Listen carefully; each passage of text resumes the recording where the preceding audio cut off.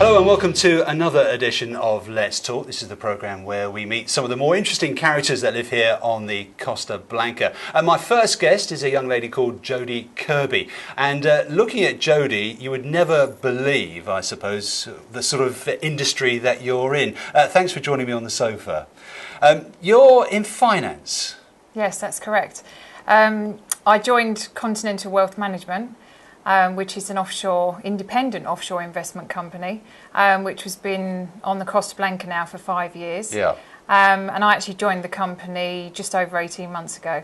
And since then, well, it's gone global. Yes, we have certainly gone global. We started off, our main office is in Javier, and now we're actually in Portugal, Ibiza, Turkey. We're in the south of Spain, obviously up in the northern Costa Blanca as well.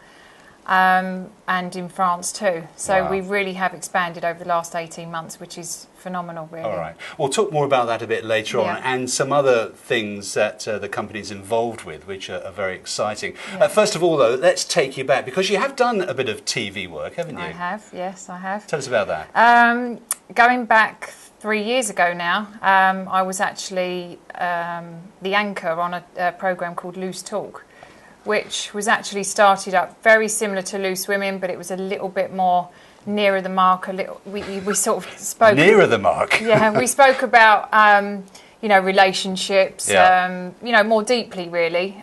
We had a panel of guys and girls, and it got a little bit heated at times, but it was good fun actually. Does Really that work, good fun. having the guys and girls? Because Loose Women is so successful because it's just women. Yeah, but we looked at Loose Women, obviously the women, they just give their opinion, and there are men sort of saying, well, I don't agree with that, and that's where obviously the conflict came, because you've got the woman's point of view and obviously you've got the man's point of view. We spoke about everything from plastic surgery to having an affair, or flirting, is that cheating? Yeah. We spoke about everything, and obviously the opinions were very different, and it was good fun. Really good You fun. obviously enjoyed it. Yeah, it was good fun. Yeah. Yeah, really good fun. You grew up in Hertfordshire, so how did you end up coming to Spain?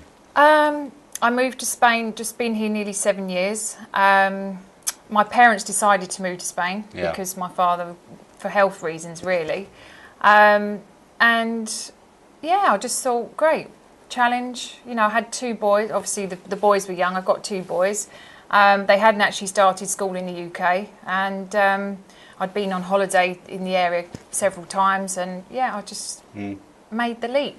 And many people say, oh, you're so brave, and at the time you do it. And then when you land yourself somewhere and you haven't got a job and you've got 2 children and you've got bills to pay, and you think, actually, what am I doing here? How did I get here? And, being the sort of person that I am quite sort of get up and go, and, just made it work really, because you have to. Because obviously, as you know, in Spain, you don't get help from the government. No. You have to go out there and find it. So it's been a great experience. But you were brave in some respect, bringing a young family to Spain, although you had your parents' support, I suppose. But it's a big move. Yeah, I mean, obviously, lots of people will be watching this and will actually relate to it, who have done it. And then you'll be the people in the UK who think, oh, I really would love to do that. I mean, how many friends do you speak to who say, oh, I'd love to have done that, or I wish I could do that, or, they would love to have, took that step, but they just, for whatever reason, they haven't done it. I'm really glad I've done it. It's a great experience, and I love travelling. So you moved to Spain, and you did a bit of TV work. Did you go into finance straight after that, or was that a sort of something that was going along at the time? My role in the company is, I'm not an advisor. I'm not a qualified financial advisor. Yeah. My role in the company actually was to expand the company, see where we could go forward, bring the best people on board to work for us. And I've also done a lot of charity work for the company, which we can talk about. Yeah, we will do. But I just want to, because in most households, in my household, for example, my other half, Jan, she looks after all the finance. Do you think it's something that women are particularly good at? I think we're good at everything. No, I think you'll find the same actually. In a lot of households, women do tend to take control. Not in everybody's, but and yeah, I think going on to talking about the women. Actually, obviously we've one of my ideas was actually to launch female wealth management. Yeah. Because there are a lot of women out there who want to speak to another woman about their finances. They wouldn't actually feel comfortable about speaking to a guy, and they might have been left money, or they might be going through a divorce, and they really want to speak to someone they can actually relate to. And we came up with the idea of female wealth management.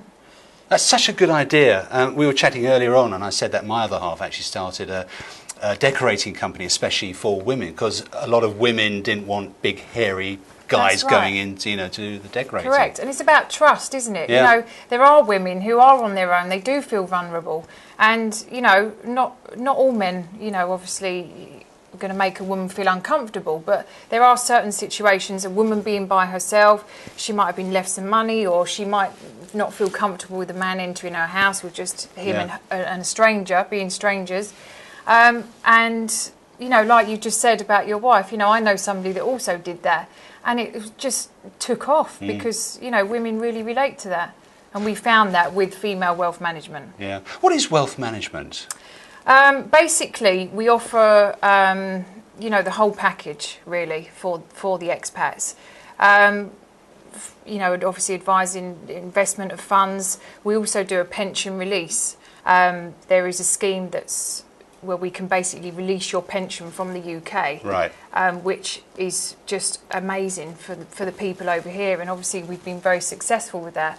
Being in the climate that we're in at the moment, there are a lot of people, unfortunately, who can't pay their mortgages, and they've got children in private school, and they want to continue their child's education, and it's tough times out there. And obviously, offering that to somebody, it's like saying, we're going to give you money, and it's not going to cost you anything for us to come and talk to you, for us to come and say, look, let's just find out what you've got in your pension.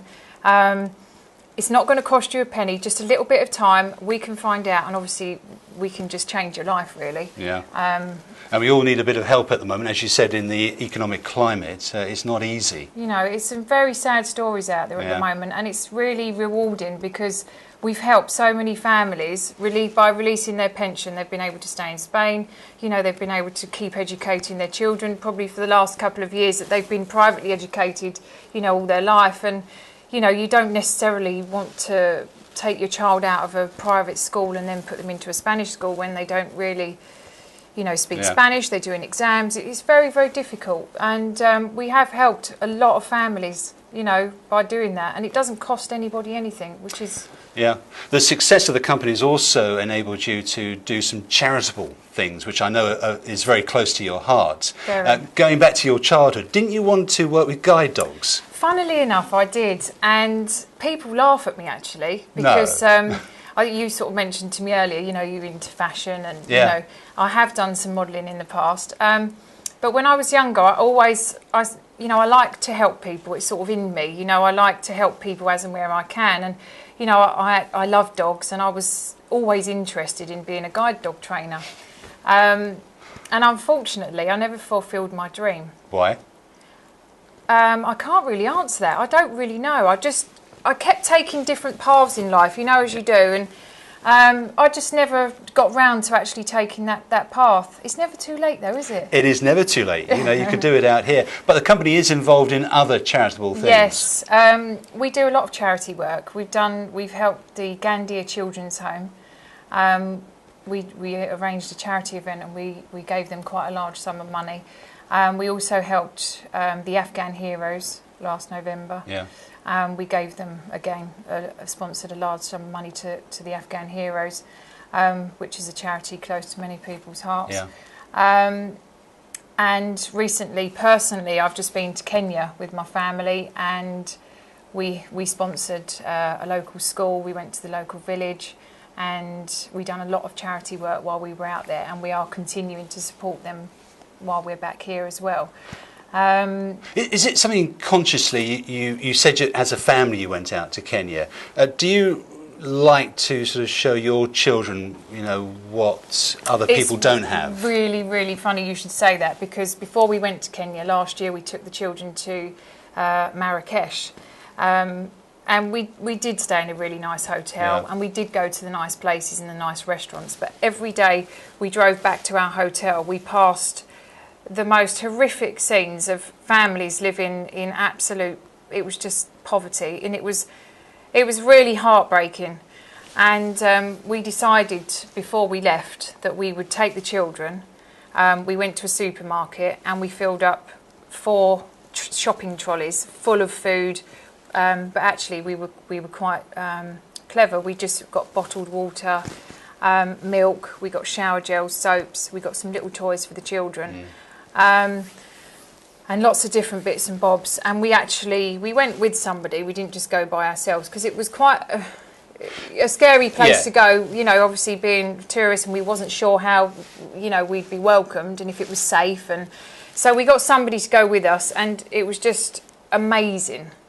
To see the way these people live, and it was like a free-for-all. In the end we ended up controlling it, but they were just a bar of soap, and they were like, they were crying, and we made their day for, they won't ever forget it. Just amazing what a bar of soap can do for somebody. And and you actually bring yourself back to reality, and you think, I'm so lucky, if ever I get the chance to help somebody, then I've got to, because I'm lucky and there aren't, people as fortunate as what I am. Other ways you're helping people is with Grant a Wish. Yeah. Tell us about that. Well, after coming back from Kenya and helping, obviously, out there, children and families not so fortunate, I wanted to do something a little bit more local here on the Costa Blanca, but obviously it's not just for the Costa Blanca. And it's called Grant a Wish, basically. To change somebody's life or a family's life in a small way, so not like winning the lottery or paying somebody's mortgage off, but a family who's had hard times, they might have been ill, seriously ill, out of work, it just might be the child that wants to go to summer school to help the parents so that they can work, so that they can pay their bills. It might be a child who wants to learn to horse ride desperately, but their parents can't afford it and times are hard, and a weekend away, or maybe to fly somebody over, their family who they haven't seen for a long time. There's lots of different ideas, really. So you've got the first one coming up soon? Yeah, we've got the first at the end of August. We actually announced the first Grant a Wish. How on earth do you pick somebody? Oh, it's been quite heart-wrenching, actually, because we've had quite a lot of people write in and obviously nominate people. It's been quite heart-wrenching because some of the stories are, and being a mum as well, some of them are about children, and there are some sad stories out there at the moment, and we're not going to be able to change somebody's life in a dramatic way, but it's the small things. Actually a guy wrote in and said, since they'd moved to Spain, it wasn't the life that they'd thought. They imagined, like a lot of people do, coming to Spain is going to be the idyllic life, and sitting on the beach and by the pool, and but you still have to eat, and you've still got bills to pay, and although the sun's shining, it doesn't pay the bills, does it? We all know that. And he wrote in, he said she's painted the house by herself, she's been ill with this, and now she's got shingles, and we've just had, not the ride that we thought we'd had in Spain, and I'd just really love to send her to a spa for the day. Okay, so that's not massive. And funnily enough, I will tell you, but we actually spoke to the lady yesterday and told her that her husband had wrote in. Wow. And she was just beside her. She said, my husband's never wrote a letter before, and, I just can't believe it. You've just made my day. And she said, you have put a smile on my face, which hasn't been there for a long time. And actually, I got choked up because that was the aim, really. You're so lucky to be in a position where you can do this for people. Yeah, and that's why I'm doing it, because I appreciate what I have got. And, life hasn't always been easy for me, so I know what it's like as well to not, have certain things that you need at the time, and I do know what it's like. So being in a position now where I can help people, I'm really grabbing it with both hands. And you're always helping other people. If I was to grant you a wish, what would it be? To be a guide dog trainer. We'll sort it. Jody, it's been lovely talking to you. Yeah, we'll put all the likewise. details of the company website just about there, all right? Brilliant. So people can contact you, and if they want more information, they'll know where to go. Fantastic. Jody, Kirby, thank you very much. Hope you enjoyed that. I'm sure you did. But don't go anywhere. We've got some more Let's Talk coming up in just a moment.